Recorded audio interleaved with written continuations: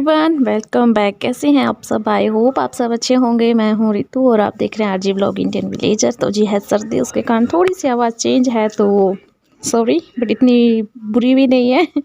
तो जी हाँ जी, मैं जा रही हूँ कहीं और आपको पता है मैं कहाँ जाती हूँ। मैं अम्बाला जा रही हूँ और पहुँच भी गई हूँ मैं अम्बाला। जैसा कि मैंने पिछले ब्लॉग में बताया था कि मैं दवाई लेने के लिए जा रही हूँ, तो पहुँच गए हैं अम्बाला। और ये है अग्रसेन चौक, मतलब सिटी और कैंट के बीच का जो डिस्टेंस है वो यहाँ से शुरू हो जाता है।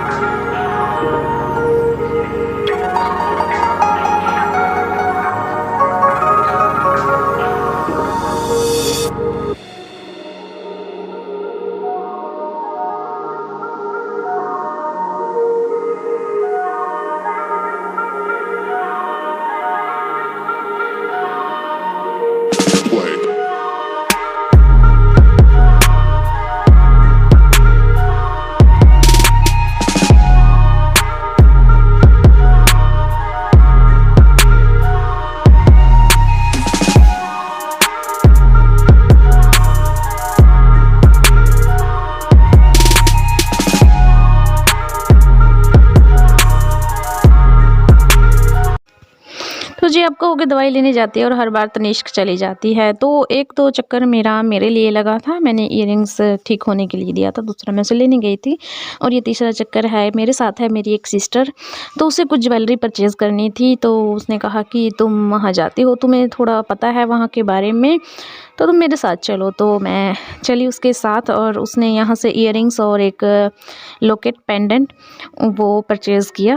और यहाँ पे आपको बता देती हूँ, ओल्ड गोल्ड पे बहुत अच्छे ऑफ़र होते हैं। जैसे आप अपना पुराना गोल्ड यहाँ देते हो तो ये जो लोग हैं उसे मेल्ट करके आपका जो एग्जैक्ट कैरेट होता है वो बता देते हैं, प्राइस बता देते हैं, उसके अकॉर्डिंग आप नई ज्वेलरी परचेज़ कर सकते हो। और देखिए कितने प्यारे प्यारे रिंग्स हैं यहाँ पे, बहुत ही सुंदर। मतलब जो आप सिर्फ फिल्मों में या सपनों में देखते हो वो सब यहाँ पे आपको मिलेंगे।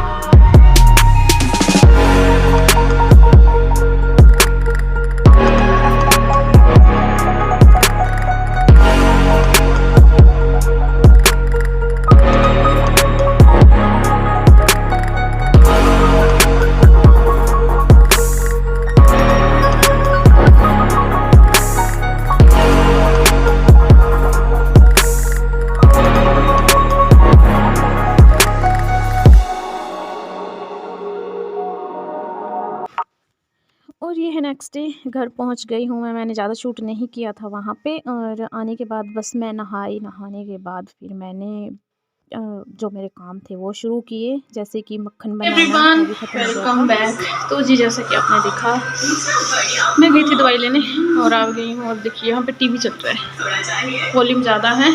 तो अभी है 5:30 का टाइम। सब्ज़ी मैंने बना दी है, बर्तन साफ़ कर दिए हैं जो भी हुए थे। ये धनिया काट के रखा है सब्ज़ी के लिए और आटा गूँथ दिया है।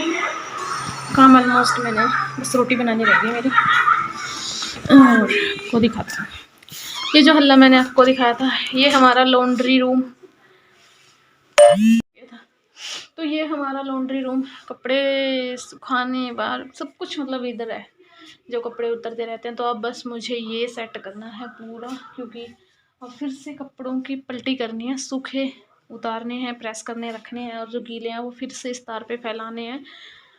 देखो भाई अगर धूप आए तो, है ना। और ये मेरा बैग ऐसे ही पड़ा है, पर्स, इसको लगाऊंगी। मेरी दवाइयाँ 1 सैशे कैसे लेनी।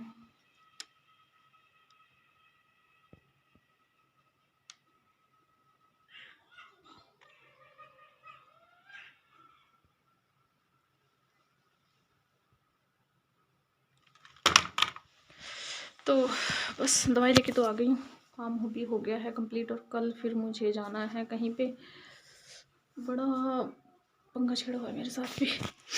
चलिए सब ये कपड़े सुलटा देती हूँ, जो जो करना है इनका, है ना।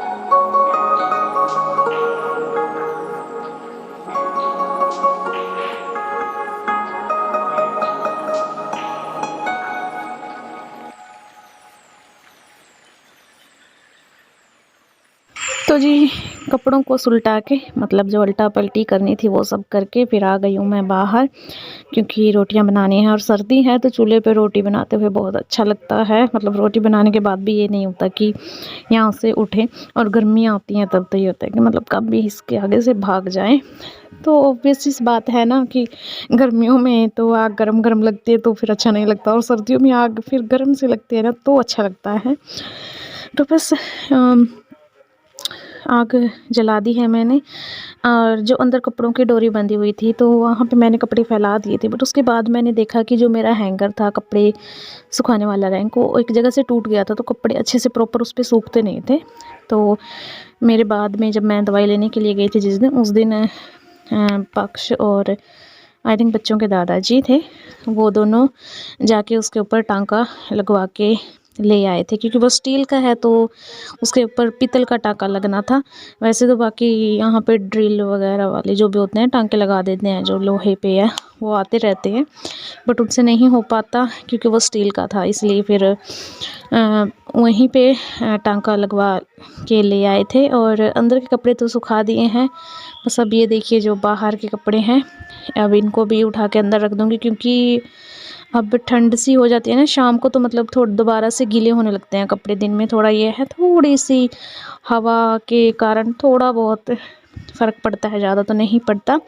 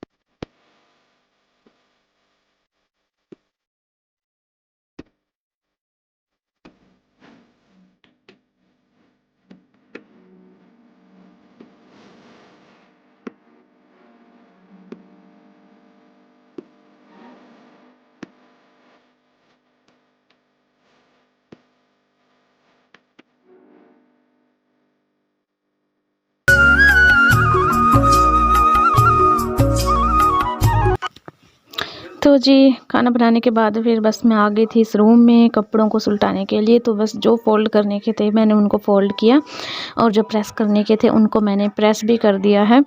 और अब प्रेस कर देती हूँ बंद, मैं भूल गई थी, तो मैंने जब वीडियो बनाना शुरू किया तब देखा कि मैंने प्रेस बंद नहीं की है। वैसे आने के बाद फिर मैंने यहाँ झाड़ू पोछा किया था, क्योंकि कल है थर्सडे, तो फिर मैं थर्सडे को पोछा नहीं लगाती, तो मैंने सोचा कि चलो अभी शाम को ही लगा देती हूँ। शाम तो नहीं थी, दोपहर थी, आई थिंक 1:30 बजे के आसपास का टाइम था। और ये कोट भी मैंने पतिदेव का ही डाला है, क्योंकि मेरे पास ऐसा कोई कोट है नहीं, नाइट वाला है ये, तो इसीलिए अब लगता है मुझे अपने लिए एक ऐसा कोट भी लेना पड़ेगा। वैसे ज़रूरत भी क्या है, इन्हीं के पड़े हैं वही चल जाते हैं। और ये टी शर्ट भी मैंने उन्हीं की डाली है, कॉटन है ना, तो कमरा गर्म हो जाएगा। पंखा चलाया था तो उसकी वजह से थोड़ी ठंडक हो गई है कमरे में। और पर भी यहाँ पे ब्रश कर रही है। अब फिर नो नो नो नो, इधर से नहीं बेटा, पहले इधर से बंद होएगा। तो ये ब्रश कर रही है, इसको ये कपड़े ठिकाने लगाने के बाद, कपड़े चेंज करने के बाद फिर मैं भी ब्रश करूँगी और अपना जो भी काम है वो करके जल्दी सो जाऊँगी, क्योंकि मुझे कल फिर से ज़रूरी काम से ही जाना है। ज़रूरी काम भी क्या है यार, मैंने बताया था कि जो मेरे मौसा जी हैं बीमार हैं, उनकी डेथ हो गई है, तो कल मुझे वहाँ जाना है।